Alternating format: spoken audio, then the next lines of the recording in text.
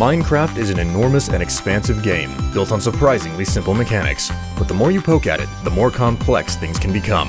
If you need help understanding this deceitfully simple game, then you've come to the right place. I'm William Strife, and welcome to the Minecraft Guide.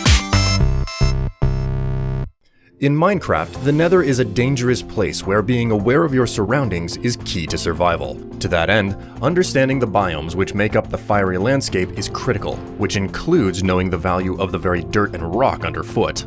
Here, we'll cover the Nether's 5 biomes, the blocks from each one, and the building materials you can create from them, as well as some of the various quirks and dangers of each area. If any of the ores, mobs, or other spoils mentioned here interest you, be sure to check out the other guides in this series over mining, enemies, Nether dungeons, and a beginner's primer. Links in the description. Now, without further ado, let's get right to it. We'll start with the biome that the rest of the Nether is based off of, the Nether Wastes. The Nether Wastes are mostly composed of a red, brittle block called netherrack, with pockets of material known as blackstone spawning in frequently. The lower the elevation, the more likely it is for lava oceans to generate, around which you'll often find magma blocks. Across the mostly barren and uneven landscape, you can find a series of resources both attached to and embedded in the netherrack, including glowstone, nether gold ore, nether quartz, and ancient debris. So far as mobs go, the Nether Wastes is home to just about every possible mob from the Nether, with few exceptions. But the most likely ones that will spawn are ghasts and zombified piglins. That's a basic rundown of the biome, so now let's focus on the blocks you can dig and their purposes. First is netherrack, a stone so brittle it breaks rapidly even with stone picks, and burns infinitely when set on fire. Its main use is for smelting to make bricks, and 4 bricks can be crafted into brick blocks. Those blocks can then be run through a furnace to create a cracked variant, or combined with single bricks to craft nether brick fencing. Additionally, the brick blocks can be crafted or run through a stone cutter to create slabs, stairs, walls, and a chiseled variant. It doesn't stop there though, as you can also combine the individual nether brick with a plant called netherwort to create red nether brick. This block is pretty much the same in all ways, but it's a brighter shade of red and can only be crafted or cut into slabs, stairs, and walls. Next is the aforementioned blackstone, whose purpose is to serve as a nether exclusive replacement for cobblestone. It can be used to craft furnaces, stone tools, and weapons, as well as being crafted or cut into slabs, stairs, walls, and a polished variant. Meanwhile, the polished blackstone can also be crafted or cut into bricks, slabs, stairs, walls, and a chiseled variant, but you can also make pressure plates and buttons from it. Finally, there's magma block, which gives off a faint glow and is mostly decorative. It also delivers a half heart of damage when any mob or player without fire resistance stands on it, though this effect can be suspended so long as you crouch. However, the most unique feature of magma block is how, when placed beneath water source blocks, it creates a column of bubbles that supplies infinite air and pulls all creatures, players, and items downward. This makes it possible to create both water traps as well as steady water elevators that go down. That's pretty much everything for the Nether Wastes, keeping in mind that the mobs, ores, and spoils are covered in separate guides. With all that covered, let's move on to the next biome and its intricacies, the Soul Sand Valley. The Soul Sand Valley is one of the many biomes that more or less spawns on top of the Nether Wastes and changes its properties. In this case, it replaces a good amount of the netherrack with gray and black colored dirts called soul sand and soul soil. Across the landscape, you can find various large fossil structures composed of bone blocks, basalt spires that reach from ground to ceiling, and the air itself changes to a greenish-blue color. There are a few mobs that can mill about here as well, but there's a particularly high spawn rate for skeletons and ghasts. Now, let's take a closer look at the blocks. First is soul sand, which, as the name implies, is basically an underworld version of sand you dig with a shovel, but it's infused with tortured and lost souls. Soul sand is unique for a series of reasons, starting with how all creatures slightly sink into it, which slows them down. It also burns infinitely when lit and carries a blue flame called soul fire, which can be applied to torches, lanterns, and campfires by adding soul sand to the right crafting recipes. Additionally, all forms of soul fire are particularly special for how it scares away piglins. But their bloodlust will overwhelm their fear of soul fire if they decide they want to kill you. Outside of its crafting value, soul sand is also special for how it's used in summoning the Wither boss, which is a particularly powerful and dangerous enemy with an entire video dedicated to it. The most unique feature soul sand carries, though, is the creation of water elevators. Where magma blocks create infinite air and pull things down, soul sand creates infinite air and propels anything or anyone upward. This is done by placing it beneath water source blocks, and using it to your advantage, you can create water elevators that will quickly propel you from bedrock to world height in about 30 seconds. Finally, the last and by far most important purpose soul sand serves is for planting and growing netherwort. The details of finding netherwort are covered in the Bastion and Fortress guide, but for now, understand that it's one of the basic components of alchemy, and you need soul sand to grow your own.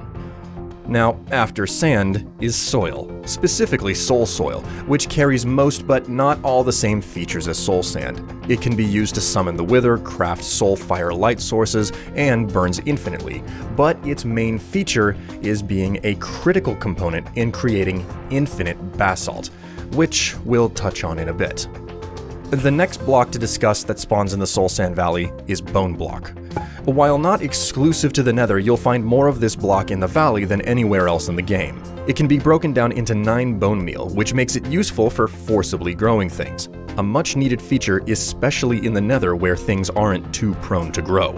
Now, there's one more block that spawns in the Soul Sand Valley, but it's actually more important to the next biome that shares its name: the Basalt Delta.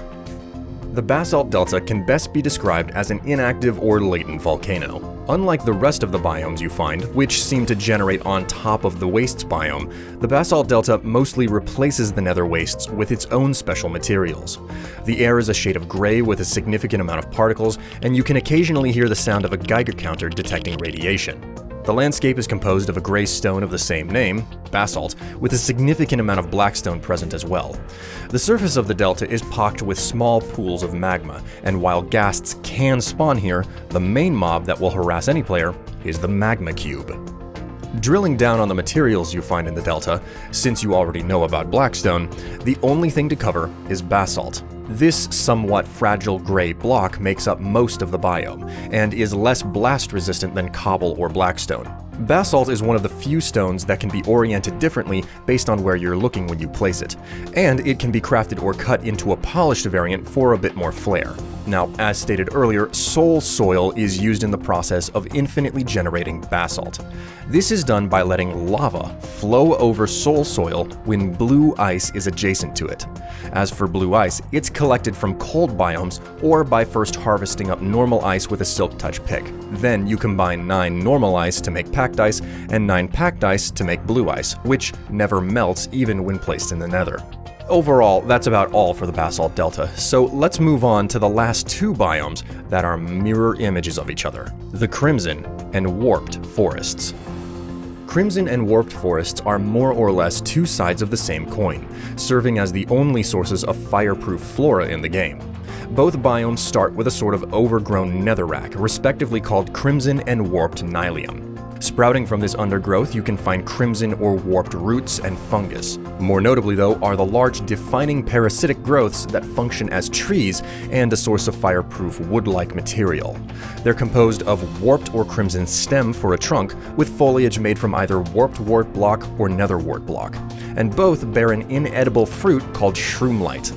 Finally, there's biome-specific vines you can climb that come with each forest. The Crimson Forest has weeping vines hanging from trees, while the Warped Forest has twisting vines growing up from the ground.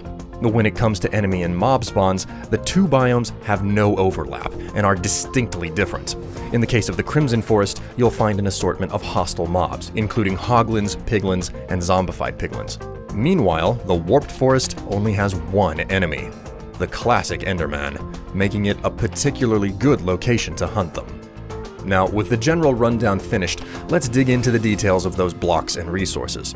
First off is Nylium in both its crimson and warped forms. For nearly all intents and purposes, Nylium is to netherrack as grass blocks are to dirt. The key difference is how grass spreads naturally to dirt, but Nylium will only spread to netherrack manually. This is done by applying bone meal to netherrack that is adjacent to the Nylium you want to spread. Additionally, applying bone meal to nylium will forcibly spawn all the undergrowth that generates in the associated biome, including crimson and warped roots and fungi. In the case of warped nylium, this can also spawn twisting vines since they grow from the bottom up, while red weeping vines spawn as part of large crimson fungi. On that note, the large fungal trees grow from small crimson and warped fungi. These two mushrooms serve as the saplings for the large tree-like fungus that define the biomes. However, they will never grow into large fungal trees on their own. Two things are necessary to make this happen. First, the mushrooms must be planted on nylium of the same color. And second, you have to apply bone meal to it. The trunk or stem chops down just like a normal tree, and outside of not burning, works just like wood. Thus, crafting it leads to crimson or warped planks, which leads to stairs, slabs, fences, gates, signs, doors, pressure plates, buttons, and trapdoors. The planks also make normal wooden products like sticks, chests, barrels, and everything in between. Additionally, both crimson and warped fungal trees often grow with one or more shroom lights. A block that emits as much light as glowstone, is compostable, and is fastest broken with a hoe. Now, this brings us to the final and most painful part that makes up fungal trees: the foliage. Nether wart blocks and warped wart blocks serve as foliage for the large fungus. These blocks are compostable, but they don't decay like the leaves of normal trees from the overworld. This means all the wart blocks have to be painstakingly removed by hand, with the most effective tool being a hoe. There are other, more sophisticated methods though, but we won't get into that territory here.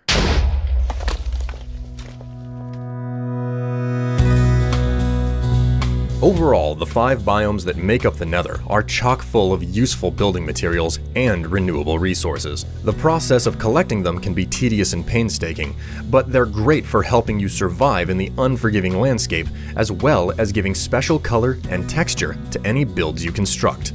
Things don't end here though. If you want to learn more about the Nether and the most dangerous places in it, go ahead and tap the screen to watch more, or check out the description for other videos in this series about the Nether. Until next time though, I'm William Strife, and this video was made possible through viewer donations at strife.solutions. If you want to see more guides like this, then please consider contributing so I can continue making them. Subscribing also helps, and you can always check me out on Twitch, where you'll find my stream schedule. Links in the description. Anyways, thanks for watching and listening. I'm William Strife, and I'll see you later.